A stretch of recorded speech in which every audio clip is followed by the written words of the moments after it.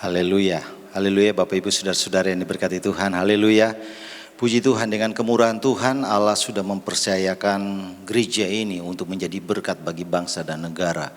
Di mana 31 angkatan kita sudah lewati, ada banyak hamba-hamba Tuhan yang sudah tersebar dari ujung Sumatera sampai ujung Irian, bahkan dari sebelah utara Sulawesi sampai ke Pulau Rote. Ada anak-anak yang dididik di sekolah Alkitab, sekian ratus orang. Mereka sudah melayani Tuhan dengan luar biasa. Ada banyak pelayanan yang sudah dibuka, ada banyak jiwa-jiwa yang dipercayakan Tuhan bagi mereka. Dan tentunya ini juga terjadi karena Allah mengizinkan saya dan saudara bisa membangun gereja ini dan membantu pelayanan sekolah Alkitab. Itu sebabnya saya percaya apapun yang kita taburkan di sekolah Alkitab, maka Tuhan sumber segala sesuatu yang baik juga akan menolong dan memberkati kita. Kita tidak perlu promosikan tentang gereja kita, tetapi saya percaya setiap angkatan akan berkata bahwa mereka dididik di GPD Agape. Mereka banyak menerima segala sesuatu dengan baik, dan tentunya ini menjadi kebanggaan bagi gereja ini bahwa gereja ini terus berkarya. Kita tidak hanya mementingkan akan kebutuhan dan keperluan dari gereja ini, tetapi kita lebih mementingkan bagaimana kerajaan surga itu bisa dilebarkan sehingga banyak jiwa dimenangkan. Dan saya secara pribadi tentunya berterima kasih buat semua jeripaya, semua bantuan, semua dukungan support dari Si dan Jemaat, sehingga sekolah Alkitab ini bisa berjalan dengan baik. Karena pada hari ini angkatan 31 akan ditamatkan dan siswa-siswa akan ditempatkan. Ya, nanti ibadah kedua kita akan melakukan ibadah penamatan. Jadi saya percaya bahwa Tuhan turut serta di dalam segala sesuatu. Kita berdoa kalau kehendak Tuhan terjadi, maka tentunya ada angkatan 32, ada angkatan 33 dan seterusnya, sehingga nama Tuhan makin dipermuliakan, nama Tuhan makin ditinggikan. Amin. Ya, puji Tuhan. Nah, hari ini Bapak Ibu Saudara-saudara, mungkin Bapak Ibu pernah mengalami hal seperti yang saya alami. Yaitu pada saat kita berkendaraan kita mengalami perdebatan. Pada saat kita berkendaraan kita mengalami sedikit cekcok, selisih salah paham. Karena apa? Saya mungkin di kendaraan merasa diri paling tahu jalan, atau mungkin rekan di sebelah kanan saya juga atau sebelah kiri saya merasa dia juga paling tahu. Dan sering kali dalam perjalanan itu terjadi perdebatan, bisa marah-marah, keluar dari rumah baik-baik tetapi di tengah perjalanan berantem, bahkan pada sampai di tujuan seharusnya bisa mengalami keadaan yang baik tetapi justru akhirnya muka cemberut. Karena cuma perbedaan saja bahwa ini loh jalan yang baik, ini loh jalan yang tepat, ini loh jalan yang paling benar, ini loh jalan yang biasa dilakukan. Dan pada saat seseorang merasa enggak, saya pernah ngalamin seperti ini, pokoknya ikut sini. Dan tentunya hal-hal seperti ini menandakan bahwa masing-masing kita menganggap bahwa kita bisa mengetahui jalan. Tetapi seringkali dalam perjalanan itu saya dapati bahwa pada akhirnya saya bisa ngalah, atau orang yang memberikan direction buat saya, petunjuk jalan buat saya, mereka juga harus ngerti bahwa mereka salah. Bahwa apa yang mereka pikirkan, apa yang mereka ketahui tentang sebuah jalan, ternyata itu tidak berjalan sesuai dengan kehendak mereka. Ada beberapa kali ya udah, kalau kamu ingin jalan seperti itu saya ikut maunya. Tetapi pada saat ikut ternyata jalannya itu mengalami banyak masalah. Dan hal-hal seperti ini yang saya katakan, setiap kita merasa bahwa apa yang kita lakukan itu sesuatu yang baik. Kita ingin menjadikan bahwa kita adalah petunjuk jalan yang baik. Kita ingin membuktikan kepada orang lain bahwa keinginan kita itu adalah yang terbaik. Kita ingin memastikan kepada orang lain bahwa apa yang kita ambil, keputusan apa yang kita sudah ambil itu adalah sesuatu yang baik. Dan kita coba paksakan itu kepada orang lain. Dan orang lain merasa, loh kok kamu gitu amat sih? Emangnya cuman kamu yang bisa berpikir demikian? Emangnya cuman kamu yang tahu seperti itu? Dan itu seringkali terjadi dalam kehidupan kita. Nah, hari ini saya coba bawakan kepada kita bahwa Allah mengetahui jalannya. Tentunya kalau Allah mengetahui jalannya, Dia juga mengetahui jalan saya dan saudara. Sebagaimana kalau saya seringkali melihat di acara-acara televisi bagaimana para pelaut yang tidak ada tanda-tanda rambu-rambu lalu lintas di laut, Tetapi tengah malam buta, mereka bisa tahu tujuan mereka. Kenapa? Mereka punya pengalaman, mereka punya hal-hal yang mereka sudah kerjakan itu sejak dahulu. Sehingga mau gak ada tanda apapun, gak ada pulau apapun, gak ada sinar apapun, mereka tahu bahwa tujuan mereka pasti mencapai satu sasaran. Beda dengan saya dan saudara, kalau dilepas di tengah laut mungkin kita nggak akan tahu kapan kembali pulangnya. Tetapi mereka yang sudah bekerja di laut pasti tahu secara persis mana yang tepat. Dan tentunya saya dan saudara yang orang awam nggak bisa bilang, oh enggak kita harus menuju ke sana, menuju ke sini. Mereka bilang nggak bisa. Jalan yang terbaik itu adalah yang mereka ambil karena mereka sudah berpengalaman bertahun-tahun. Nah, hal yang sama saya ingin katakan kepada saya dan saudara bahwa Allah pun tahu jalannya. Dia tahu jalan hidupnya. Dia tahu apa yang menjadi rencananya. Dia tahu apa yang menjadi keputusannya. Dia tahu apa yang menjadi aturan-aturannya. Dia tahu apa yang menjadi perkataan-perkataan yang menghidupkan. Dia tahu segala rencana-rencana yang dia akan kerjakan buat saya dan saudara. Nah, kalau kita mengerti seperti itu dan kita tahu bahwa jalan Tuhan adalah jalan yang terbaik, maka saya dan saudara pun harus bisa mengikuti jalan Tuhan. Kita harus bisa patuh kepada Tuhan. Kita harus bisa melakukan apa yang Tuhan mau. Dan kalau kita bisa melakukan apa yang Tuhan mau, tentunya dalam perjalanan hidup kita akan merasakan bahwa ada hal-hal yang baik, ada hal-hal yang menarik, ada hal-hal yang luar biasa yang kita bisa alami bersama-sama dengan Tuhan. Tetapi kalau kita coba memaksakan kehendak kita, seperti saya kasih contoh tadi, di perjalanan seharusnya mengalami hal-hal yang baik, tetapi terjadi perdebatan. Hal yang sama kalau kita dengan Tuhan, kita merasa Tuhan saya yang mengerti, saya tahu kehidupan saya tahu kebutuhan saya tahu segala sesuatu. Berapa banyak kali anak-anak Tuhan mengalami persoalan, hidupnya seharusnya bahagia, tetapi karena dia merasa dia bisa menuju jalan yang terbaik, dan pada akhirnya dia mengalami hal-hal yang buruk. Nah, kita baca di dalam kitab Kisah Para Rasul pasal 1 ayat 6 berkenaan dengan tentunya hari raya Pentakosta, di mana selama 10 hari kita sudah berdoa. Tuhan sudah melakukan sesuatu yang luar biasa bagi gereja ini. Dan ini juga menjadi landasan bagi saya dan saudara untuk bisa melihat bahwa seringkali kita juga menginginkan sesuatu yang berbeda. Kisah 1 ayat 6, maka bertanyalah mereka yang berkumpul di situ, Tuhan, maukah engkau pada masa ini memulihkan kerajaan bagi Israel? Jawabnya, engkau tidak perlu mengetahui masa dan waktu yang ditetapkan Bapa sendiri menurut kuasanya. Jadi kita bisa melihat di sini bagaimana murid-muridnya menginginkan suatu status, suatu keadaan supaya mereka mengalami keadaan yang baik. Dan mereka meminta kepada Yesus supaya Yesus memulihkan kerajaan Israel. Kenapa mereka bisa mengatakan ini kepada Yesus? Mereka bisa melontarkan ini kepada Yesus. Karena selama 40 hari mereka sudah bisa melihat mujizat lepas mujizat. Mereka sudah melihat kemahakuasaan Allah yang luar biasa yang terjadi dalam diri Yesus. Maka secara otomatis mereka tahu bahwa Yesus bisa mengalahkan kematian. Yesus bisa mengalahkan segala sesuatu. Maka apa salahnya mereka menjadikan Yesus menjadi tokoh yang bisa membangun, tokoh yang bisa memberikan perbaikan, tokoh yang bisa memberikan terobosan bagi bangsa Israel. Di tengah-tengah kekacauan yang sementara terjadi dalam bangsa Israel, mereka mempunyai pengharapan dan mereka menganggap bahwa itu suatu pilihan yang tepat kepada orang yang tepat. Karena orang itu sudah jelas mereka lihat memiliki kemampuan-kemampuan supranatural yang luar biasa. Rumah yang tertutup rapat dia bisa hadir di dalamnya. Mereka sudah lihat kenyataan dengan mata kepala mereka sendiri. Yesus mati tetapi pada akhirnya bisa bangkit. Mereka bisa ketemu dengan Yesus. Mereka bisa merasakan betapa Tuhan itu Allah yang dahsyat, Allah yang luar biasa. Kenapa tidak mereka menaruh bahwa enggak, saya mau. Mereka mau supaya Yesus bertahta, Yesus memerintah, Yesus menjadi raja bagi mereka. Tetapi kita bisa melihat di sini bahwa permintaan mereka ternyata tidak langsung dikabulkan oleh Yesus.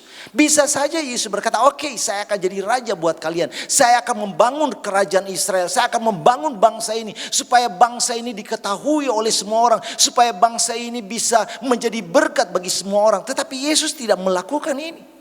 Bukankah permintaan itu baik? Di mana Yesus bisa bertata.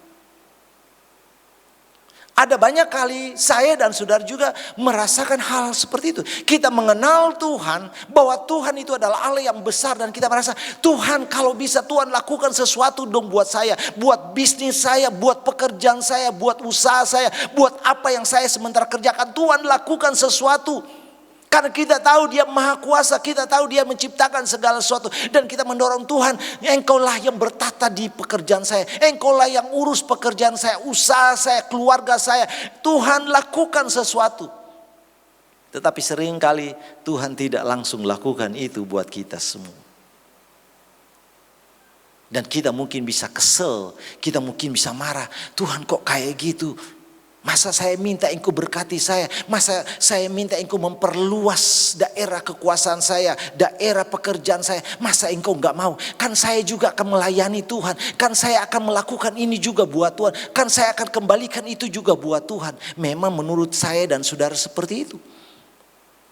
Tetapi kalau kita bisa melihat bagaimana Yesus punya pandangan mundur ke belakang. Dia tahu secara persis bahwa pada saat murid-murid bersama-sama dengan Dia, orang-orang pada saat itu bisa melihat bahwa murid-murid melakukan sesuatu yang luar biasa. Bahkan Yesus melihat pada saat murid-murid bersama-sama dengan Dia, timbul kepercayaan diri yang luar biasa. Mereka bisa kemana-mana dengan penuh keberanian. Mereka tidak takut dengan siapa saja. Bahkan kita tahu secara persis yang namanya Petrus berani berkata, Tuhan, saya akan menjadi bempermu. Saya akan menjadi orang nomor satu yang akan menjagamu. Saya akan menjadi orang yang pertama akan melindungi engkau. Itu harapan Petrus, itu keinginan Petrus. Bagi Petrus itu adalah jalan yang terbaik. Bagi Petrus itu adalah rencana yang terbaik. Bagi Petrus itu adalah masa depan yang dia sudah tujukan kepada Tuhan. Tetapi yang terjadi ternyata adalah pada saat Yesus ditangkap, maka Petrus salah seorang juga yang lari daripada Tuhan. Pada saat dia tidak mempunyai pegangan hidup,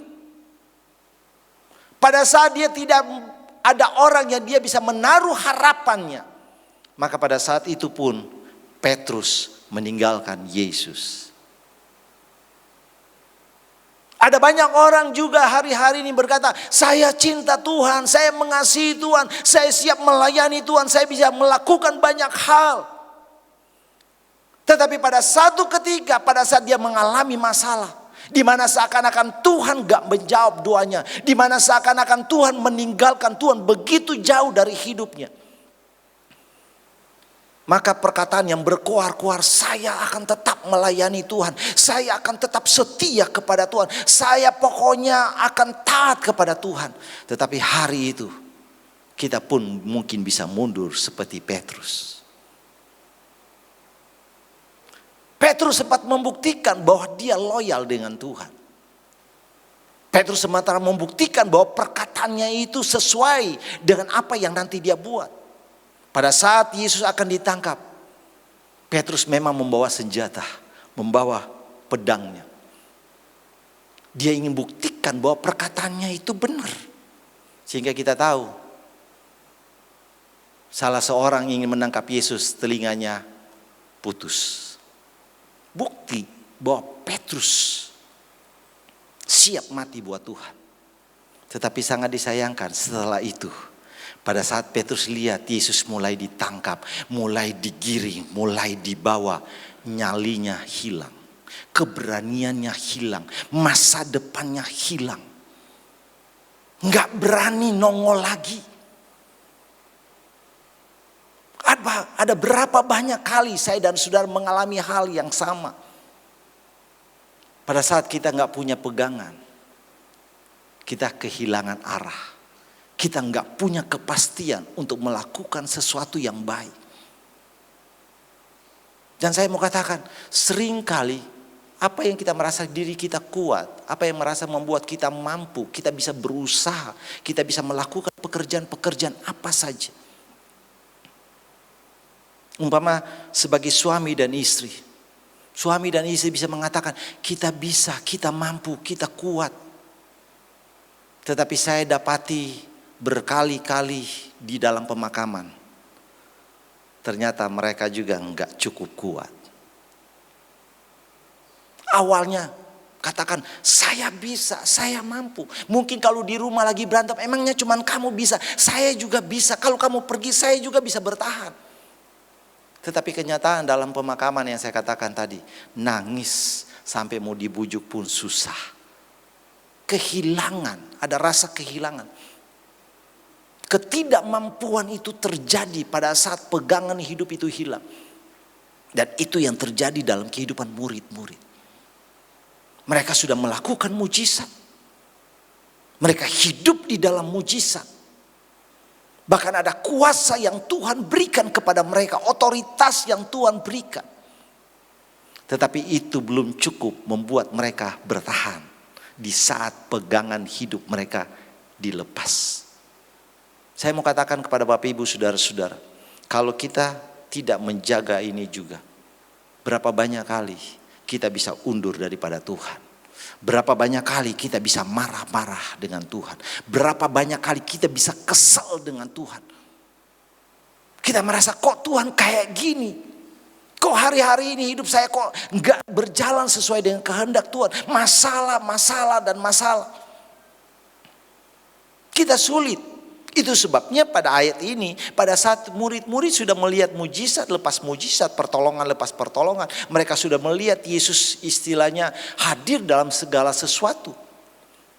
Mereka mulai celik. Oke, kayaknya cocok Yesus jadi seorang pemerintah.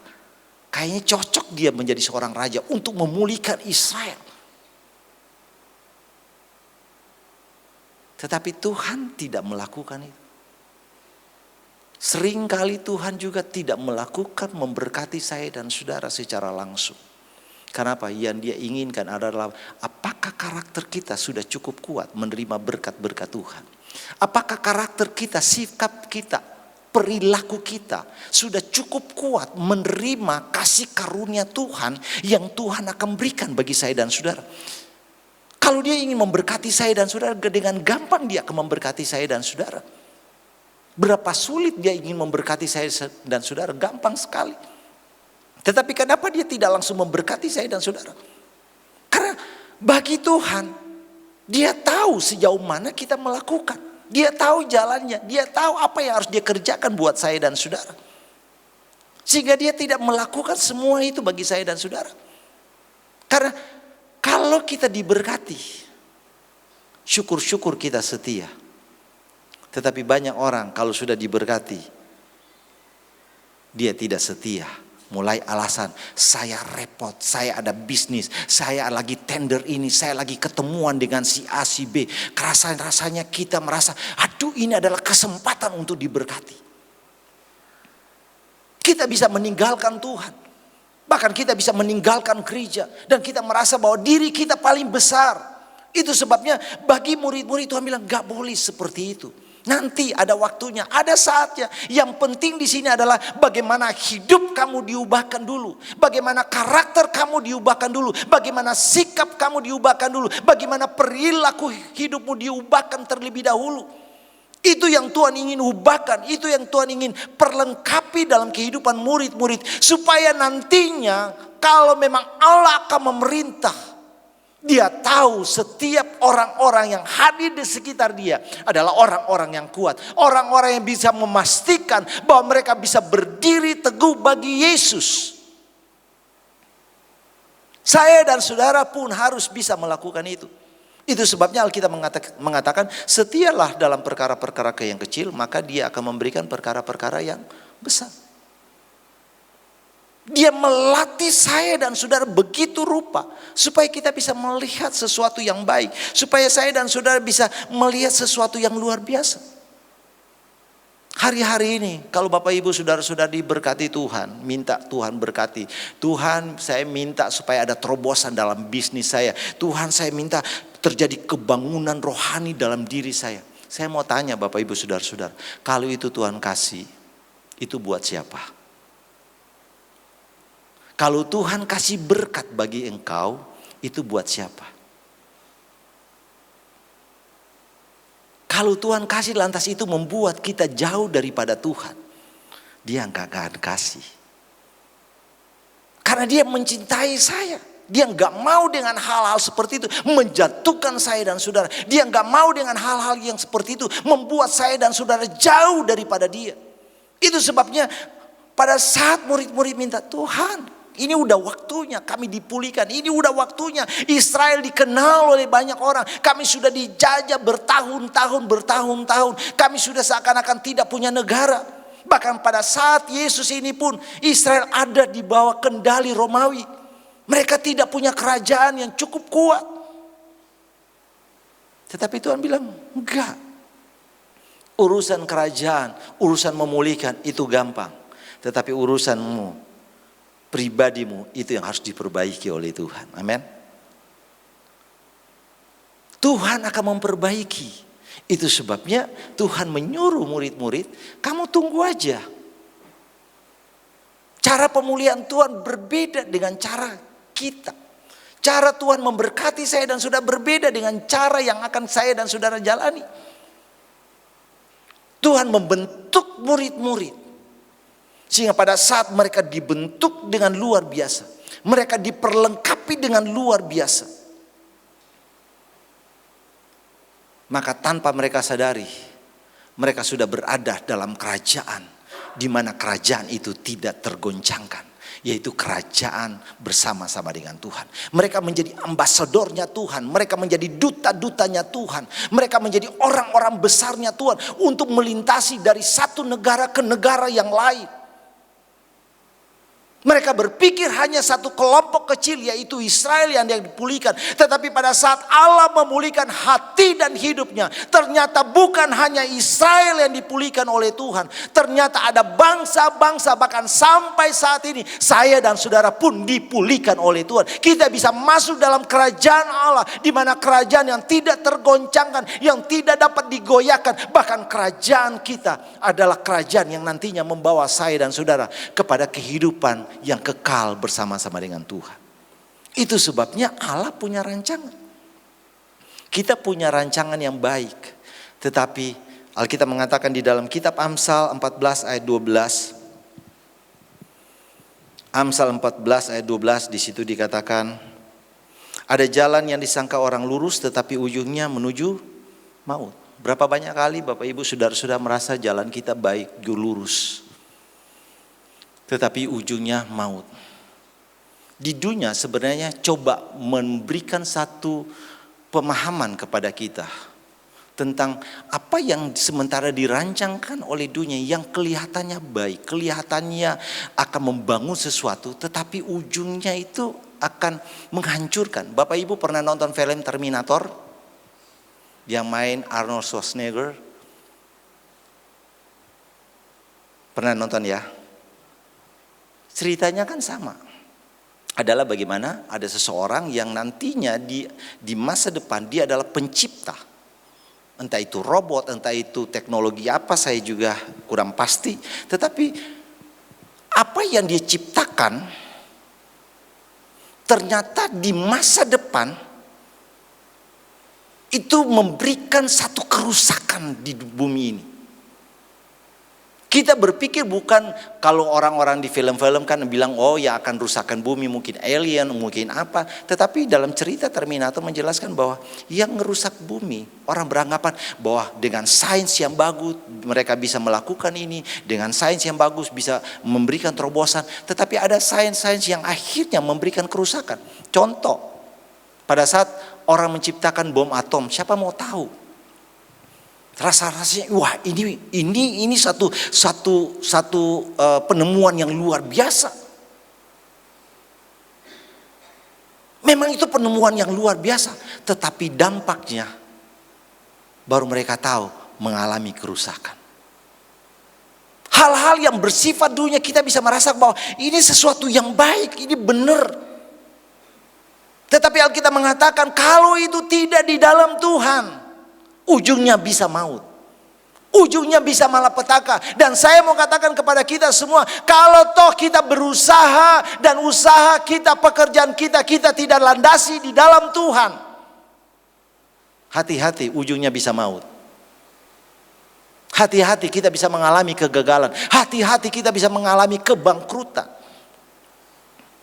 Itu sebabnya saya dan saudara harus menaruh ini dalam tangan Tuhan. Karena kalau kita nggak menaruh ini dalam tangan Tuhan, apa yang dikatakan dalam Amsal pasal 12 ayat 15. Amsal 12 ayat 15, orang yang tak berpengalaman, Amsal 15. Amsal 12 ayat 15. Amsal 12 ayat 15. 12.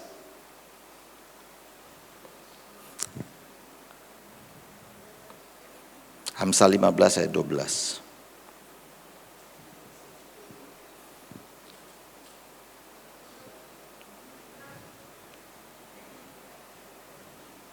Si pencemooh tidak suka ditegur orang, ia tidak mau pergi kepada orang bijak.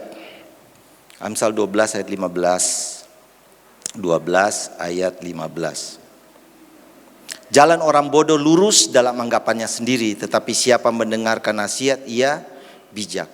Jadi sebenarnya kalau kita merasa bahwa jalan kita seakan-akan lurus, maka kategori Alkitab itu orang bodoh.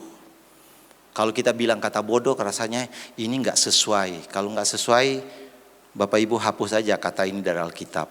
Tapi karena ini di Alkitab, saya perlu baca buat kita. Karena hari-hari ini orang nggak mau kata-kata kasar. Padahal itu teguran buat saya dan saudara. Kalau kita coba merasakan bahwa jalan itu yang terbaik buat kita, itu bagi Tuhan bodoh. Tuhan mau bagi saya dan saudara untuk ngerti bahwa jalannya itu lebih baik. Jalannya itu tidak dapat kita pikirkan dengan akal dan pikiran kita. Terlalu besar, terlalu luar biasa. Di dalam kitab Yesaya pasal 55 ayat 6 sampai 9. Yesaya 55 ayat 6 sampai 9. Maka kita akan bacakan di sana bahwa Allah melakukan sesuatu yang luar biasa. Carilah Tuhan selama ia berkenan ditemui. Berserulah kepadanya selama ia dekat. Baiklah orang fasik meninggalkan jalannya dan orang jahat meninggalkan rancangannya. Baiklah ia kembali kepada Tuhan, maka dia akan mengasihaninya, dan kepada Allah kita, sebab ia memberi pengampunan dengan limpahnya. Sebab rancanganku bukanlah rancanganmu dan jalanmu bukanlah jalanku, demikianlah firman Tuhan. Seperti tingginya langit dari bumi, demikianlah tingginya jalanku dari jalanmu dan rancanganku dari rancanganmu. Ayat 10 terakhir. Sebab seperti hujan dan salju turun dari langit dan tidak kembali ke situ, melainkan mengairi bumi, membuatnya subur dan menumbuhkan tumbuh-tumbuhan, memberikan benih kepada penabur dan roti kepada orang yang mau makan. Jadi kita melihat di sini Tuhan ingin ajarkan bahwa ingat, sepintar-pintarnya kamu, sehebat-hebatnya kamu, jalan kita tidak sebanding dengan jalan Tuhan. Dia punya rancangan yang terbaik. Saya dan saudara harus mengerti bahwa dia punya rancangan yang terbaik bagi saya dan saudara. Dia ingin supaya saya dan saudara bisa menikmati banyak hal yang luar biasa. Dan mungkin orang berkata, tapi saya nggak ngerasain seperti itu. Saya nggak melihat bahwa jalan hidup saya adalah jalan yang baik. Saya tidak merasakan bahwa apa yang saya kerjakan, apa yang saya buat, apa yang saya lakukan itu tidak berjalan sesuai dengan apa yang kita inginkan. Tentunya itu menjadi pertanyaan. Nah, kita buka di dalam kitab Kejadian 50 ayat 20. Kejadian 50 ayat 20. Memang kamu telah mereka-rekakan yang jahat terhadap aku, tetapi Allah telah mereka-rekannya untuk kebaikan, dengan maksud melakukan seperti yang terjadi sekarang ini, yakni memelihara hidup suatu bangsa yang besar. Jadi ini adalah kisah Yusuf, di mana Yusuf ngomong, kakak-kakaknya itu sudah ketakutan dengan Yusuf. Aduh, ini kayaknya kita dapat masalah. Ini kayaknya kita dapat persoalan. Kayaknya kartu kita udah terbuka. Karena kayaknya kita udah gak bisa ngapa-ngapain. Tetapi Yusuf ngomong sama kakak-kakaknya, kalian memang mereka-reka sesuatu yang jahat sama saya. Tetapi Tuhan sudah membuat sesuatu yang baik buat saya. Seringkali hidupmu, bukan Tuhan yang akan membawa kita pada masalah, tetapi ada orang lain yang coba membawa saya dan saudara kepada satu masalah. Sebagaimana Yusuf, kakak-kakaknya membuang Yusuf begitu saja. Mereka tidak anggap Mereka menjebloskan, mereka ingin membuang masa depan Yusuf. Mereka ingin membuat segala sesuatu tidak jelas dalam kehidupan Yusuf.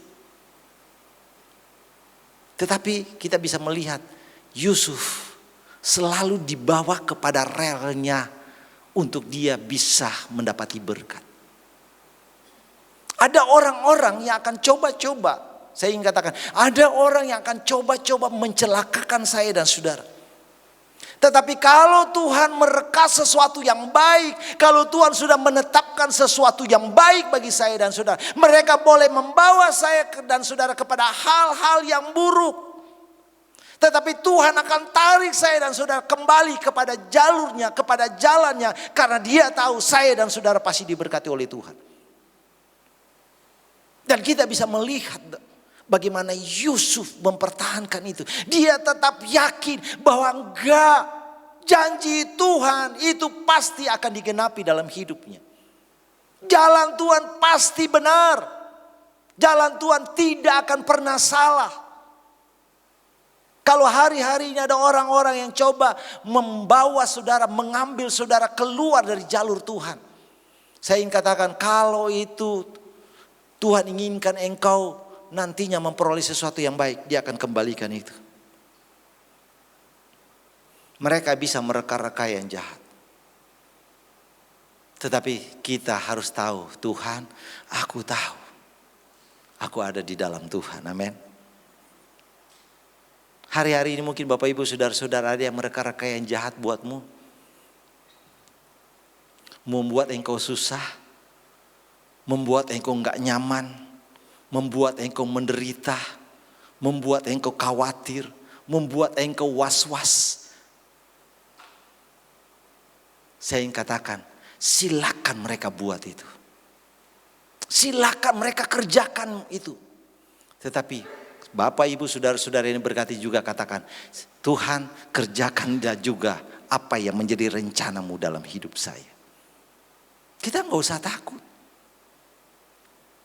Karena kita tahu hidup kita ada di dalam Tuhan. Kita nggak usah takut karena kita percaya bahwa Allah akan melakukan sesuatu yang baik.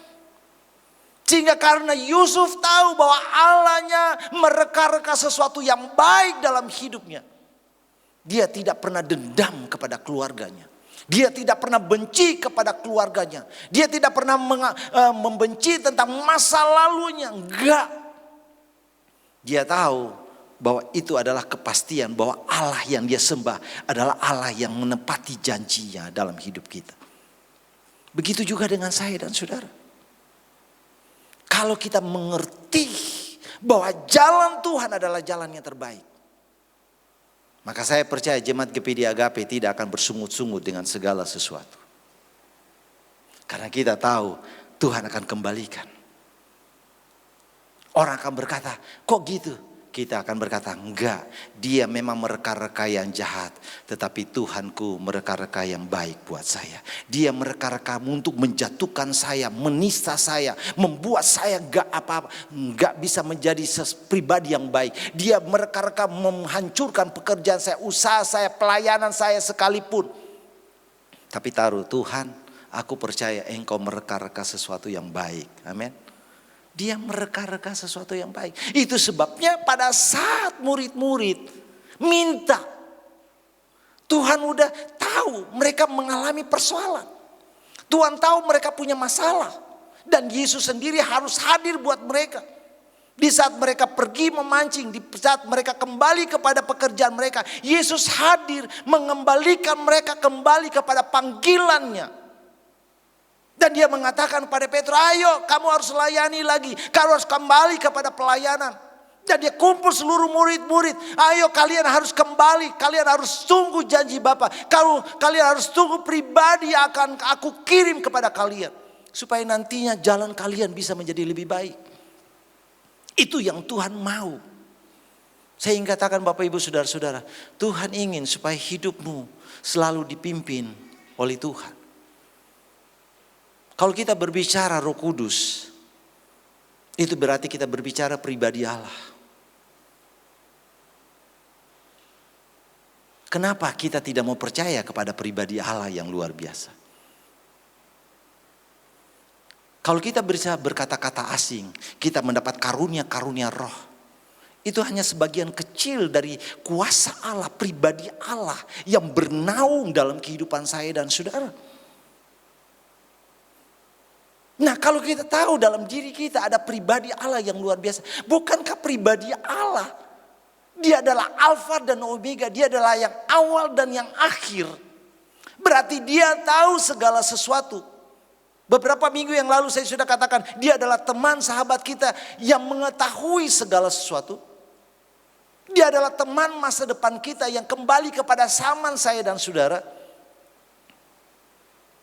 Untuk membentuk saya dan saudara untuk menjadi pribadi yang lebih baik. Dia sementara membawa saya dan saudara kepada karakter-karakter yang nantinya sesuai dengan kehendak Tuhan.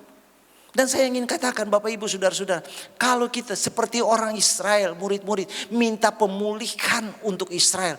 Tetapi kalau hidup mereka sudah diberkati, pada saat mereka dipulihkan oleh Tuhan, mereka berjumpa dengan pribadi Roh Kudus. Bukan hanya Israel yang diberkati, tapi bangsa-bangsa lain diberkati. Itu berarti saya ingin katakan kepada kita semua, kalau kita ketemu dengan Tuhan dan hidupmu diperlengkapi oleh Tuhan, mungkin engkau minta satu, tetapi Tuhan akan mengembangkan itu lebih daripada apa yang engkau pikirkan. Dia sanggup mengembangkan itu dan kita merasa wow. Kenapa? Mental mereka, sikap mereka, perilaku mereka itu diubahkan oleh Tuhan. Sehingga hari-hari ini Bapak Ibu Saudara-saudara ini berkati oleh Tuhan. Mendekatlah dengan Tuhan. Mintalah Roh Kudus itu hadir dan memenuhi hidupmu.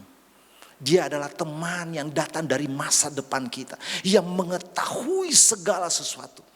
Dia akan menceritakan kepada saya dan saudara.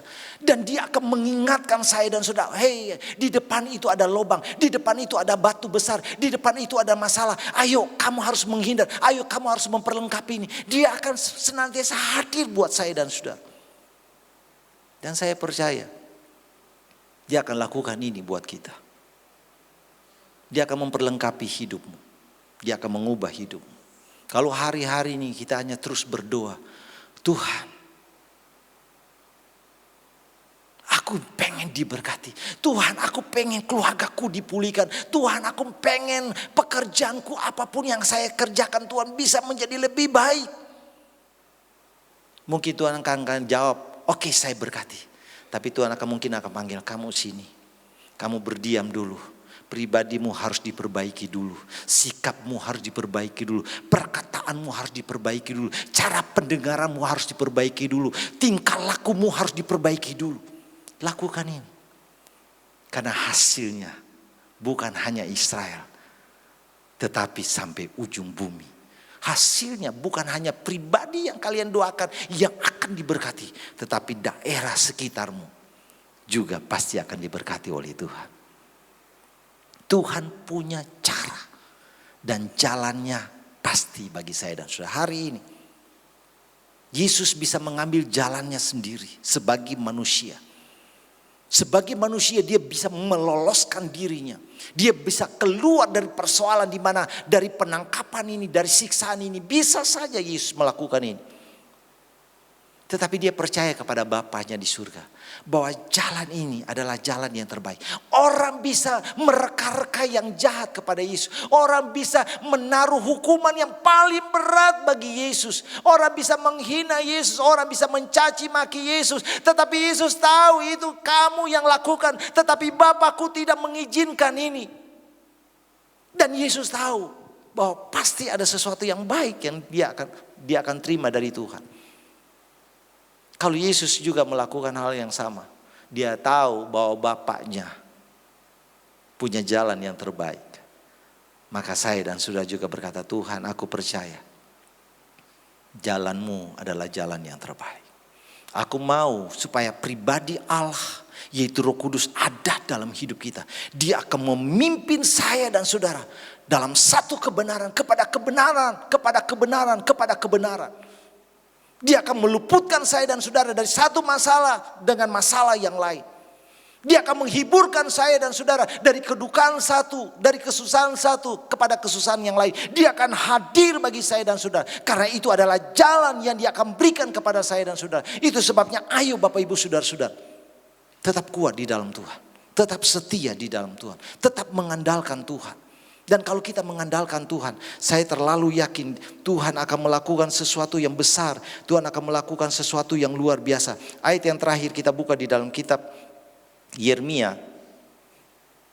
Bagaimana Tuhan ingin mengajarkan kepada saya dan saudara untuk kita jangan sampai bangga dengan apa yang kita miliki. Yeremia 9 ayat 23 dan 24. Yeremia 9 ayat 23. Beginilah firman Tuhan. Janganlah orang bijaksana bermegah karena kebijaksanaannya. Ya, kalau Bapak Ibu pintar, Bapak Ibu hebat, Bapak Ibu memiliki ilmu yang baik, gak usah bangga-bangga. Tuhan gak suka. Janganlah orang kuat bermegah karena kekuatannya. Begitu juga Bapak Ibu yang kuat, merasa diri masih sehat, masih kuat. Gak usah bilang. Karena banyak orang yang olahraganya aktif, tahu-tahu kolaps juga. Janganlah orang kaya bermegah karena kekayaannya. Ayat 24. Tetapi siapa yang mau bermegah, baiklah bermegah karena yang berikut, bahwa ia memahami dan mengenal aku, bahwa akulah Tuhan yang menunjukkan kasih setia, keadilan dan kebenaran di bumi. Sungguh semuanya itu kusukai. Demikianlah firman Tuhan. Mau bermegah? Mau bermegah? Kenali Tuhan. Kenali Tuhan. Salah satu yang kita bisa bermegah dan kita kenali Tuhan, sikap Tuhan mengampuni. Bisa enggak kita mengampuni? Kalau kita memahami Tuhan, tahu enggak karakter Tuhan? Suka mengampuni, suka berbelas kasihan. Kalau kita cuma bilang, oh iya, kita cuma tahu berdasarkan kata-kata. Tetapi bisa enggak itu ada dalam diri kita? Dan itu ada dalam diri Yesus. Dia ngakui bahwa Bapaknya mengasihi. Itu sebabnya ayo kita bangkit berdiri. Saya percaya ya Tuhan akan melakukan sesuatu. Kita bisa berdoa minta sesuatu. Saya pun sering kali berdoa, Tuhan berikan kegerakan besar buat gereja ini. Tetapi sering kali Tuhan akan berkata enggak. Aku butuh pribadi-pribadi yang dipulihkan oleh Tuhan. Aku butuh ada orang-orang yang sudah mengalami kebangunan rohani. Urusan gereja penuh dengan kemuliaan Tuhan, itu urusan Tuhan. Tuhan punya waktu, tetapi Tuhan punya waktu juga buat Bapak Ibu pribadi, lepas pribadi. Itu sebabnya hari ini apapun persoalanmu, apapun masalahmu, katakan Tuhan, hari ini aku ingin menghadirkan Engkau masuk dalam hidupku. Ayat 8 dari Kisah 1. Kalau roh, ya kita Kisah 1 ayat 8.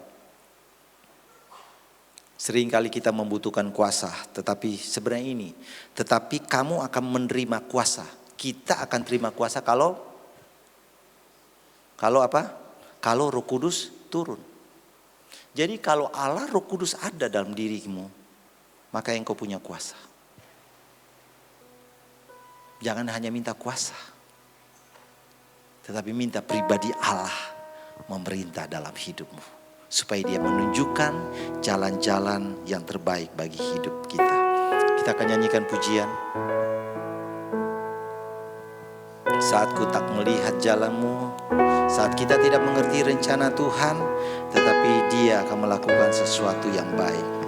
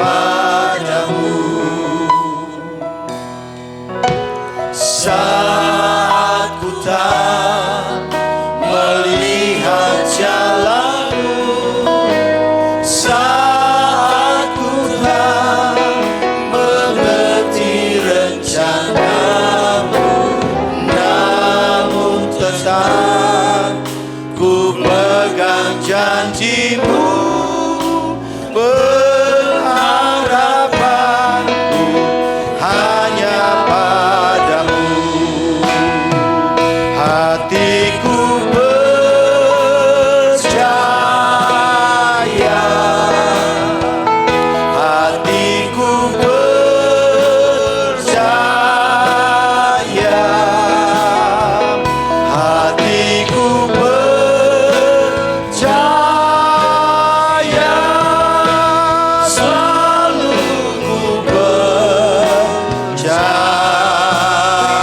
Hatiku percaya, hatiku percaya,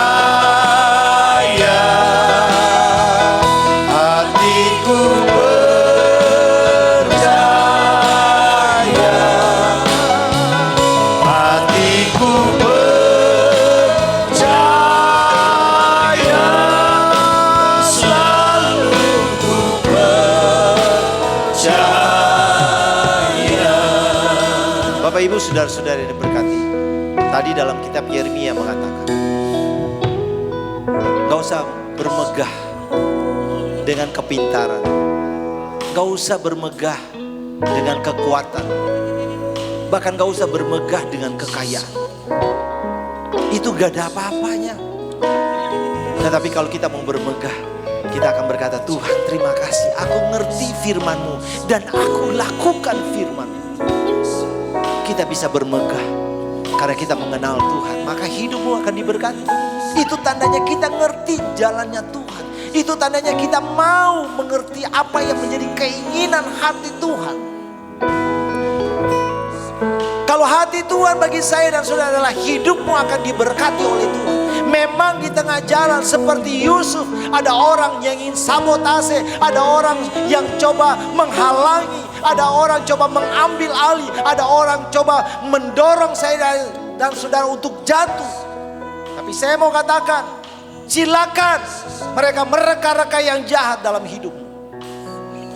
Katakan juga dalam hidupmu, Tuhan terserah. Mereka mau jelek-jelekan saya, mereka ingin menjatuhkan saya, mereka ingin menjelakakan saya, terserah Tuhan. Tapi yang aku pastikan bahwa Tuhanku selalu mereka-reka yang baik bagi saya.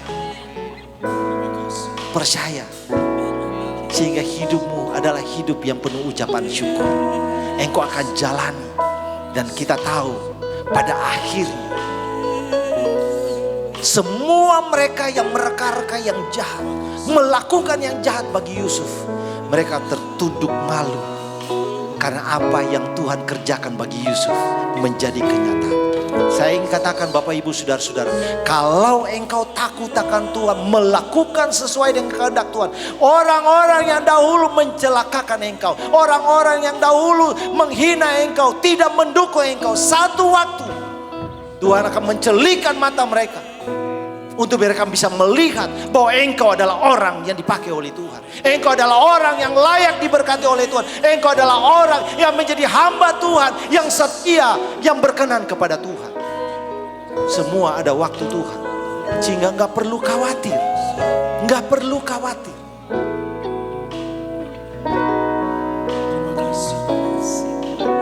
Itu sebabnya kita angkat tangan kita di hadapan Tuhan.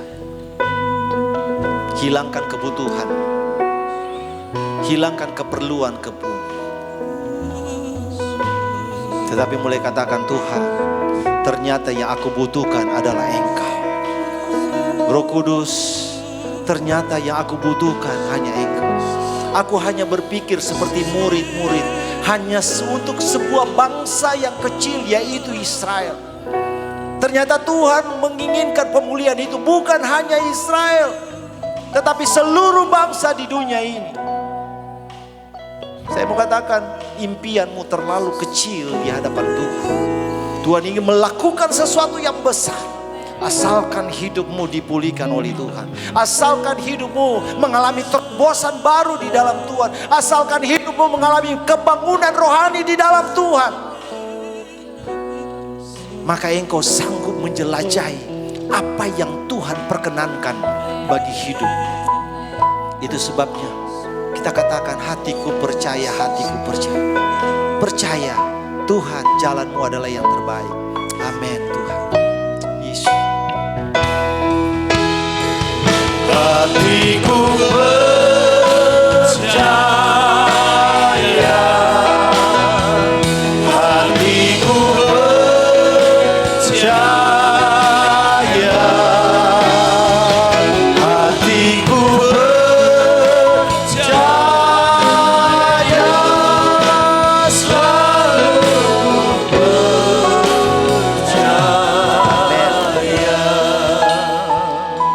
Kami ingin percayai juga Tuhan, bahwa roti dan air anggur yang nanti akan kami terima, itu akan menjadi tubuh dan darah-Mu dalam kehidupan kami. Kami ingin melihat hidup dan iman kepercayaan kami, bahwa itu adalah jalan kami untuk menerima kehidupan yang lebih baik di dalam Tuhan. Itu sebabnya Tuhan, layakkan setiap kami, supaya benar-benar tubuh dan darah-Mu menjadi berkat bagi tubuh kami. Kuduskan kami Tuhan.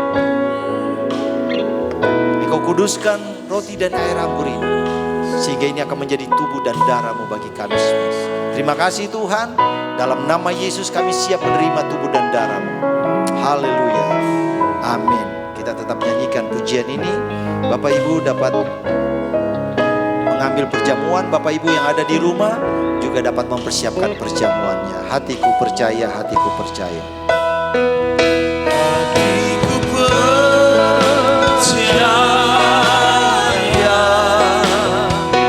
hatiku percaya, hatiku percaya,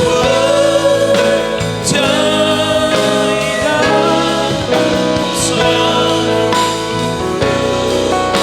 percaya.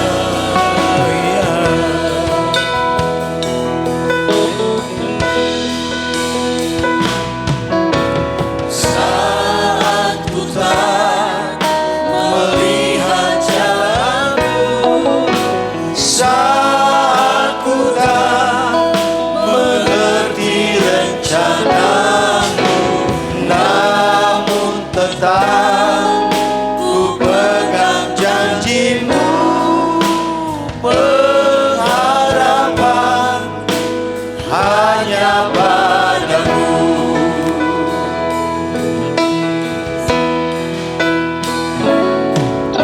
Saat ku tak melihat jalanmu, saat ku tak mengerti rencanamu, namun tetap ku pegang janjimu, pengharapanku hanya padamu.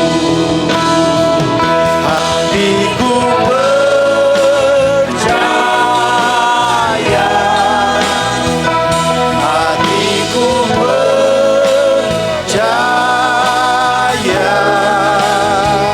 hatiku percaya,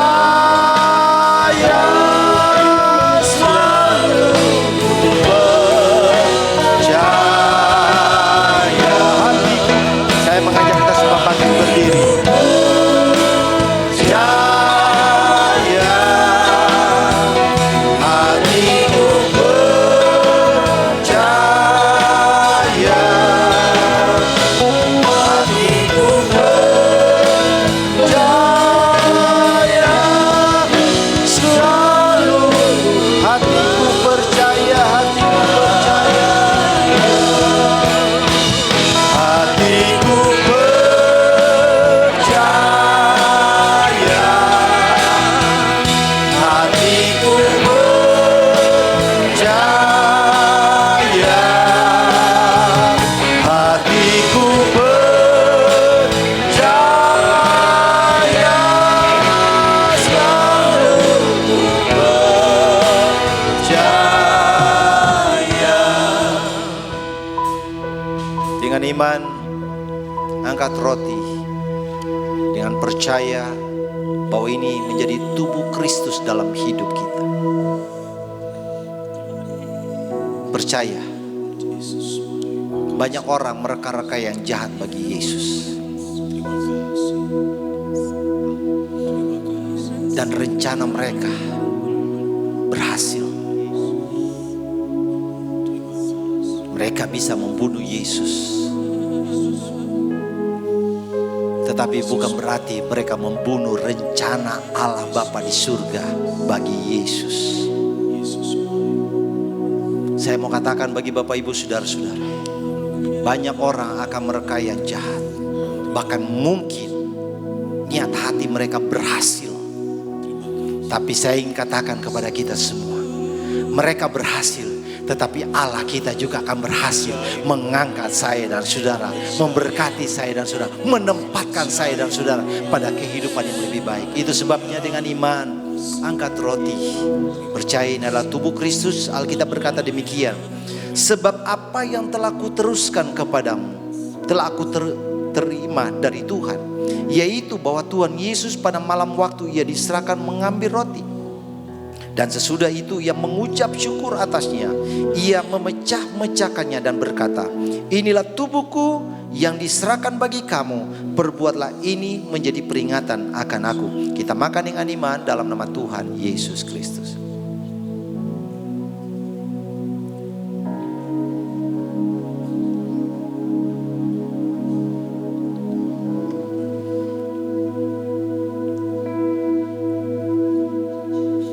Kita angkat cawan.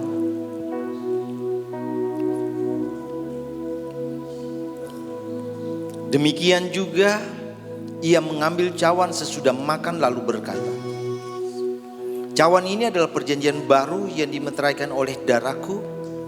Perbuatlah ini setiap kali kamu meminumnya menjadi peringatan akan aku. Kita minum dengan iman dalam nama Tuhan Yesus Kristus.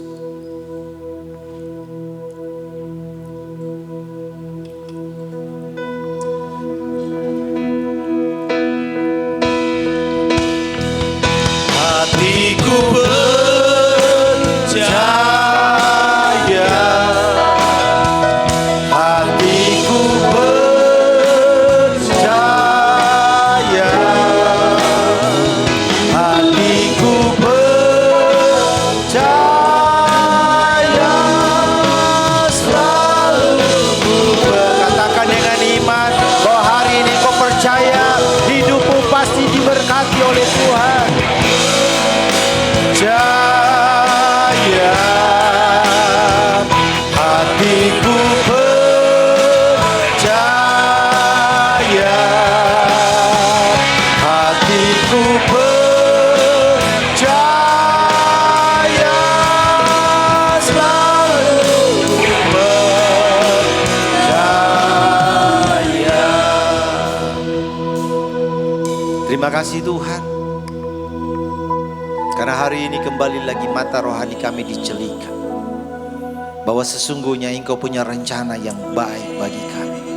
Engkau tahu apa yang Engkau rencanakan bagi kami, dan rancangan-Mu adalah rancangan penuh harapan.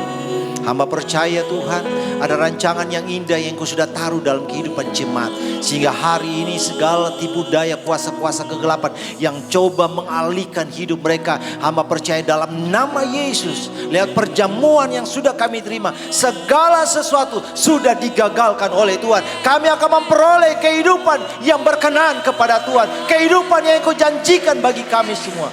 Nah, hamba percaya jemaat Tuhan senantiasa ada dalam kemurahan dan kebaikan Tuhan. Terima kasih Tuhan, kami akan pulang dengan damai sejahtera. Kami akan pulang dengan kepastian bahwa kami tidak pernah sendiri. Ada pribadi Allah Roh Kudus yang senantiasa menyertai, menolong, memberkati, melindungi kami semua. Terima kasih Tuhan. Kami percaya kalau sepanjang bulan yang sudah berjalan, Tuhan sudah menolong, memberkati, dan hari ini mereka akan mengembalikan milik-Mu, berkorban bagi pelayanan. Tuhan, biar mereka lakukan ini karena mereka mengerti bahwa apa yang mereka dapati itu karena Tuhan. Kemegahan mereka, kebanggaan mereka, karena mereka memahami kebenaran firman Tuhan. Dan Engkau berkata, itulah yang Engkau sukai. Hamba percaya jemaat-jemaat ini adalah jemaat kesukaan-Mu, karena mereka tahu akan firman Tuhan. Dan di dalamnya kami akan melihat mereka juga terus diberkati oleh Tuhan. Terima kasih Tuhan. Dan itu sebabnya jemaat Tuhan yang diberkati dengan iman, kita mengangkat tangan kita. Terimalah berkat kasih karunia yang datangnya daripada Allah Bapa, cinta kasih di dalam Yesus Kristus, dalam persekutuan pengentaran di dalam Allah Roh Kudus, tinggal menyertai kita semua mulai saat ini, besok akan sampai selama-lamanya di dalam nama Tuhan Yesus Kristus. Haleluya. Amin.